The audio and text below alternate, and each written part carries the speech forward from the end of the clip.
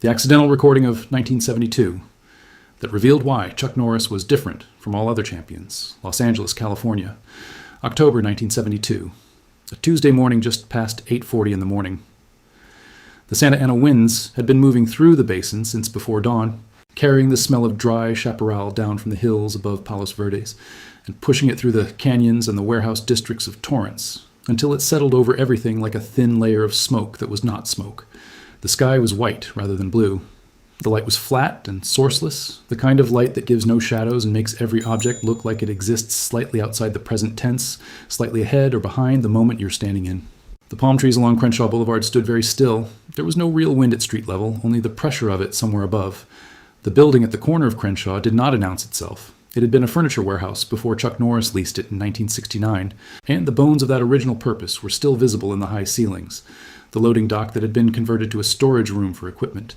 The industrial lighting that buzzed faintly, no matter how many times the ballasts were replaced. There was a sign above the door, hand-painted on a piece of plywood, that read, Chuck Norris Karate in block letters. The paint had begun to oxidize at the edges. The windows facing the street had been covered from the inside with brown butcher paper to keep the afternoon sun from turning the front of the school into an oven during the 2 to 5 classes. A crack ran along the foundation of the east wall, hairline, the kind of crack that appears in buildings that have settled into themselves and decided not to go any further. There was a brown station wagon parked in front of the building, and next to it, a white Dodge van with the words West Coast Documentary Films hand-lettered on the side panel in fading blue paint. The van belonged to a man named Richard Elway. He was 28 years old, a doctoral student in film studies at UCLA, and he had been hired by a martial arts trade publication to produce a short promotional reel about the competitive karate scene in Southern California. The pay was $350, which was enough to cover 2 months of his portion of the rent on the apartment he shared with 2 other graduate students in Westwood. He was not, in any meaningful sense, interested in martial arts. He was interested in John Cassavetes and Jean Rouch, and the problem of whether observational documentary filmmaking could achieve something that narrative fiction could not, and he had been working on his thesis about this question for 14 months without resolution. He had taken the assignment because he needed the money and because he thought it might give him material to think about. He had been shooting for 3 days already when he came to Chuck Norris's school. He had visited 4 other schools in that time, filming sparring sessions and interviewing instructors about their lineages and their competition records, and he had come away with footage that he judged to be technically adequate and humanly uninteresting. The men he had filmed were skilled, several of them genuinely impressive as athletes, but when the camera was on them, something happened to them. They became demonstrations of themselves. They performed their own expertise with a self-consciousness that was perhaps inevitable and perhaps unavoidable, but that made the footage feel, to Elway's eye, like a series of advertisements for things he had not been asked to buy. He had arranged the shoot at Chuck's school through the trade publication's contact list, and he had spoken briefly with Chuck on the phone 2 days earlier to confirm the details. Chuck had been straightforward and without ceremony. He had said that Elway could come Tuesday morning, that he could set up his equipment before the 9:30 class, and that he would do a demonstration of forms and answer questions for however long Elway needed. He had not asked what angle the publication was taking, had not asked whether he would be able to review the footage, had not mentioned his competitive record or his champion status. He had simply said, Tuesday morning, 9:30, and then waited to see if there was anything else. Elway had arrived at 8:40, 20 minutes earlier than necessary, because his alarm clock had gone off correctly for once, and he had nothing else to do. He had let himself in through the unlocked front door, as Chuck had said to do, and he had spent 15 minutes setting up his equipment. The camera was a Bolex 16mm with a wide-angle lens mounted on a tripod in the far corner of the main floor. He had also set up a Nagra reel-to-reel audio recorder on a folding table against the wall, connected to a directional microphone on a stand aimed at the center of the floor. The Nagra was his most expensive piece of equipment and the one he was most careful with. He had turned it on to run an audio level check, confirmed the input was reading correctly, and then set it down and gone to sit on the wooden bleachers along the south wall with a thermos of coffee and his notes for the interview questions. He had not turned the Nagra off. He had meant to, and then he had looked down at his notes, and then a minute had passed, and then another, and then 5, and the reels were still turning, and he did not know this because he was reading his notes and drinking his coffee and thinking about Cassavetes. The school was empty except for Elway when he arrived, but it was not empty for long. At 8:48, a boy came through the front door. His name was David Pham. He was 17 years old, the second son of a Vietnamese couple named Tu Yen and Minh Pham, who had come to Los Angeles in 1965 when Tu Yen had been offered a position as a machinist at a plant in Hawthorne. The family lived in a small apartment in Gardena, 11 minutes from the school by car and 40 minutes by bicycle, And David had ridden his bicycle that morning because the family had only one car, and his father needed it to get to work by 6. He had left the apartment at 8:07 in the dark before sunrise in October, in a gray sweatshirt and canvas sneakers, and he had arrived at the school sweating slightly despite the cool air. He had been training at Chuck's school for 8 months. He had come to martial arts the way many teenagers come to it, for reasons that were partly about wanting to feel capable and partly about wanting to belong to something with a structure and a language and a set of rules that felt more comprehensible than the rules of high school. He was good. He was not exceptional, but he was good in the way that attentive, disciplined people tend to be good at physical things when they practice them consistently. His kicks were accurate. His timing was developing. He had one significant technical fault, which was that in the moment before he initiated any kick from the right side, his left shoulder dropped by a fraction of an inch, telegraphing the movement to anyone who knew how to read it. Chuck had mentioned this fault to him 6 times in the preceding 3 months. David had understood the correction each time it was given, had corrected the movement in the moment of being shown, and had then reverted to the faulty pattern within 2 or 3 training sessions. This is a common story in martial arts and in most other forms of physical education. Understanding a correction and absorbing it are different processes, and the gap between them can take months or years to close, and sometimes never does. David put his bicycle against the wall near the loading dock entrance, took off his shoes, and went to the heavy bag in the corner of the main floor. He began working a kick combination, a sequence of 3 movements that he had been drilling for the past 2 weeks. He worked it slowly at first and then faster, and within 4 minutes he was moving at something close to full speed. The bag swinging on its chain, his breath coming in steady pulses. He did not notice that he was doing it wrong in the specific way he always did it wrong. His left shoulder was dropping before each right-side kick, clearly, obviously, in a pattern so consistent that it might as well have been a note he was reading aloud each time. Elway, on the bleachers, looked up from his notes when the sound of the bag started. He watched for a moment, decided it was a student arriving early, and looked back down at his notes. Chuck Norris came through the back entrance at 8:54. He was 32 years old. He had been world karate champion in the middleweight division for 4 consecutive years, and he had held the grand championship at every major tournament on the West Coast circuit. He had competed against Joe Louis and Bob Wall and every significant fighter in the American karate world, and he had won more often than he had lost. And when he had lost, he'd come back and found out why and corrected it, which was a different skill from the skill of winning, and in some ways a more important one. He was not famous outside the martial arts community. He drove a used Ford pickup with a cracked windshield, and he gave private lessons to supplement what the school brought in, and he worked with a persistence and a patience that the people who knew him well understood to be the actual source of everything else. He came through the back hallway and stopped at the entrance to the main floor. He saw David at the bag. He did not announce himself. He watched. He watched David work the combination 6 times in succession. The shoulder was dropping on every single repetition, without variation, consistent as a clock. Chuck's face did not change. He was not measuring it or cataloging it or forming a plan. He was just watching it.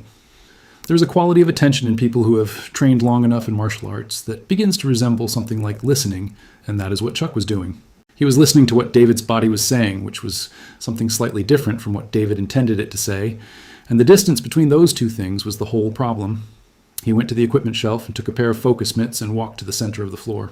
He held them up. He said, "Come here." David stopped mid-combination and turned and saw Chuck standing there and flushed slightly. He came to the center of the floor and faced Chuck and settled into his stance. What happened next lasted 27 minutes, and it was all recorded on the Nagra reel-to-reel on the folding table against the wall. And Richard Elway, on the bleachers, set down his coffee without thinking about it and watched. Chuck held the mitts and began to move, slowly at first. The pattern of movement he established required David to respond with the 3-kick combination. But the pattern kept shifting in increments small enough that David had to read each iteration fresh rather than simply repeat. This is a specific pedagogical technique, and it does not have a name in most Western training contexts, but in the Tang Soo Do tradition that Chuck had absorbed during his 4 years in Korea, it belongs to a broader philosophy about the relationship between technique and awareness. The idea, stated simply, is that a technique trained in isolation becomes a habit, and a habit is a form of sleep, and you cannot fight in your sleep. The mitts moved, and David responded, and the angle changed, and David responded again, and the rhythm was not fixed, and David had to stay awake. Chuck did not speak for the first 11 minutes. David's shoulder dropped on the first 8 repetitions. Then on the 9th, it did not. It did not drop on the 10th or the 11th or the 12th either. Something had shifted. Not because the fault had been corrected in any mechanical sense, but because David was no longer thinking ahead to the kick. He was here, responding to the mitts, reading the angle, and the kick was arriving as a consequence of that reading rather than as a preformed intention. The shoulder was still. The combination was clean. Elway was not a martial artist and did not understand the specific content of what he was watching. But he understood that he was watching something, and that the something he was watching was real. He had spent 3 days filming men who were performing their own competence for the camera, and this was not that. This was a man who had walked into his school at 8:54 in the morning and found a student working alone, and had gone to get the mitts without being asked, and had begun to teach without announcing that he was teaching. There was no audience for it. Elway did not count. The Nagra did not count. Even David did not fully count, in the sense that David was not being shown something so much as he was being given a condition under which he could find something himself. After 11 minutes, Chuck stopped and set the mitts on the floor. He looked at David for a moment. Then he said, "You know when you're going to kick before you kick." David opened his mouth. Chuck raised one hand, not a gesture of dismissal, but of patience. He waited. The school was quiet except for the buzz of the fluorescent lights and the faint sound of Crenshaw Boulevard outside. David said quietly, "I know. The shoulder?" "You know," Chuck said. "You've known for 3 months." He paused. The pause was not punitive. It was simply accurate. "Why do you think you keep doing it?" David did not answer. The honest answer was that he did not know, and he was 17 and did not yet understand that not knowing is an acceptable answer in the presence of someone who takes you seriously. "It's because you're thinking about the kick," Chuck said. "You're already there, in the moment of the kick, before the kick happens. Your body is telling the truth about where your mind is." He picked up the mitts again. "The correction isn't in your shoulder. The correction is earlier than that. It's before you decide to kick." He held the mitts up. David came back into his stance. They worked for another 16 minutes. The shoulder did not drop once. The other students began arriving at 9:15. Chuck handed the mitts to a senior student, exchanged a few words with him about the day's curriculum, and walked to his office at the back of the building. David went to get water. The school began to fill with the sounds of people arriving, of equipment being moved, of the ordinary morning assembly of a working martial arts school in Los Angeles in October 1972. Richard Elway sat on the bleachers for another 5 minutes before he remembered the Nagra. He went to check it and found the reels still turning. He did the arithmetic. The machine had been running for more than 30 minutes. He rewound it and put on the headphones and listened to the first 2 minutes, and then he sat down in the folding chair next to the table and listened to all of it. He listened to the sound of a heavy bag swinging on its chain. He listened to the shift in the sound when Chuck began working the mitts. He listened to the rhythm of it, the breathing, the changes in pace, the 11 minutes of silence, and then the voice saying, "The correction is earlier than that. It is before you decide to kick." He did not fully understand what had been recorded. He understood that it was not the film he had come to make. The film he had come to make was about karate as a growing American sport, about tournament records and championship titles and the competitive lineages of various systems. The film he had come to make was promotional material, useful and forgettable. What was on the Nagra tape was something different. It was a document of a private transaction between two people, one of whom was a man at the precise height of his competitive career, spending 27 minutes of a Tuesday morning on a student who had no audience, no camera, no way of knowing that anyone was paying attention, and who had done it the same way he would have done it if the school had been empty. He finished the shoot that morning. He filmed Chuck demonstrating forms for the camera and conducted the planned interview, which was professional and informative and would make adequate promotional material. Chuck answered his questions about tournament competition and the development of Tang Soo Do in the United States, and he spoke about his time in Korea and about the influences on his system, and he was direct and specific and not given to grandiosity. He said at one point, when Elway asked what separated the fighters at the top of the competitive circuit from the fighters just below them, that the separation was not physical. "Everyone at a certain level is physically capable," Chuck said. "What separates people at the top is what they do when no one is watching, how they train when there is nothing at stake. That is where the real competition is." He said this as a factual observation, without emphasis, without any apparent awareness that he had been demonstrating it for the preceding 27 minutes. Elway packed his equipment and drove back to Westwood. He made a copy of the Nagra tape that night on his Sony reel-to-reel and put the original in a shoebox in his closet and labeled it October 1972, Norris School, Torrance. The shoebox stayed in the closet through the end of Elway's doctoral program, through 2 moves across Los Angeles, through a marriage and a period of intensive work on the Cassavetes thesis, and the production of a short film about longshoremen at the port of San Pedro that won a student award at a regional festival. The shoebox stayed in the closet when Elway took his first professional job, when he moved to a larger apartment, when the apartment became a house, when the house became a place where a family lived. It stayed in the closet for 11 years. In the spring of 1983, Elway was in pre-production on a feature-length documentary about Southern California martial arts in the 1970s. He was going through archive material and found the shoebox. He opened it and found the tape. He listened to the entire thing on a reel-to-reel that he still kept in his home office, and he sat very still for a while afterward. By 1983, Chuck Norris was no longer unknown. Good Guys Wear Black had come out in 1978 to modest but real box office success. Missing in Action had just finished principal photography. The name on the hand-painted sign above the door on Crenshaw Boulevard was becoming a name that people outside the martial arts world were beginning to recognize. And none of that was relevant to what was on the tape. What was on the tape was what it had always been, a man at the beginning of a Tuesday working without an audience, giving real attention to a student who had not asked for it. Elway found David Pham through the trade publications records and through a martial arts directory that listed former students of several schools.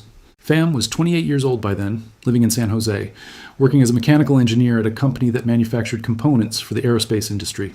He had trained at Chuck's school for 3 more years after that October morning and had competed at the regional level with some consistency before his engineering studies made the time commitment impossible. He still trained, alone mostly, in the garage of the house he rented with his wife. He remembered the session. Elway called him on a Thursday afternoon and explained what he was working on and asked if Pham would be willing to talk about his experience at the school. Pham was quiet for a moment, and then he said he would. "I've thought about that morning a lot," Pham said. "What he said about being in the moment of the kick before the kick happens. I was in my 2nd year of engineering school when I realized it was true of problems, not just kicks. Any problem you have to solve under pressure. The moment you're already at the answer, before you've done the work, that's where the error starts. That's where the thinking goes wrong." He paused. He figured that out in a gym in Torrance. He applied it to fighting. But the principle is not about fighting. There was a silence on the line. "He didn't have to do that," Pham said. "He came in and I was just there, an early student. He could have ignored me and waited for class. He didn't. He just went and got the mitts." Elway asked if Pham had any sense of whether that was unusual, whether Chuck did that kind of thing regularly. "I think he did it every time," Pham said. "I don't think he thought of it as anything in particular. I think that's just how he worked." Pat Johnson heard the audio tape in the autumn of 1984 at a private screening of an early cut of Elway's documentary, which had grown from a regional sports history into something more ambitious and less easily categorized. Johnson had known Chuck since the late 1960s, had competed alongside him on the tournament circuit, had refereed many of his most important bouts, and had come to understand over the years that what made Chuck exceptional was not primarily physical. Johnson had watched hundreds of elite martial artists train and compete, and he could identify the ones who had something extra, something that resisted analysis, something that showed up not in the big moments, but in the unremarked ones. He sat through the credits without moving. Someone near him asked what he thought of it. "There's a section," Johnson said. "The audio? You hear him working with a student in the school?" The person said they had noticed it. "That's him," Johnson said. "That's the whole thing right there. Everything else, the titles, the films, all of it, that's what he did. That tape is who he is." He did not say anything else. The documentary, titled The Weight of the Form, was completed in 1985 and screened at several festivals and aired in a shortened version on a public television station in Los Angeles. The segment that received the most attention from reviewers was a section on Joe Louis and the transition from traditional tournament karate to full contact competition. The Norris audio ran for approximately 4 minutes in the final cut, without narration, with only the ambient sound of the school underneath it and the 2 voices, one low and unhurried, the other younger and finding its way. Most audiences in 1985 knew Chuck Norris as an action film star. Some of them knew him as a former karate champion. Almost none of them knew him as a man who came into his school on a Tuesday morning at 8:54 and went to get the mitts. But there were people who stopped when they heard it, who watched that section again, who sat with this specific quality of the silence between the sounds and understood that they were hearing a man in his natural register, which is to say, a man who taught because teaching was the thing, not because anyone was watching the teaching happen. The Nagra tape was donated to the UCLA Film and Television Archive in 1997 as part of the Elway collection, which by then numbered dozens of hours of footage and audio from the Southern California martial arts scene of the 1970s and 1980s. It is cataloged, cross-referenced, available to researchers by appointment. The audio quality is good in the middle section, and slightly degraded at the beginning and end. The Bolex camera footage from that morning, the demonstration of forms and the interview, is housed in the same collection. It is rarely requested. The tape runs 27 minutes and 8 seconds. In it, a heavy bag swings on a chain, 2 pairs of feet move across a wood floor, breath comes in and goes out. And at the 13-minute mark, a voice says, quietly and without particular emphasis, "The correction is not in your shoulder. The correction is earlier than that. It is before you decide to kick." And then the work begins again. Los Angeles, California, October 1972.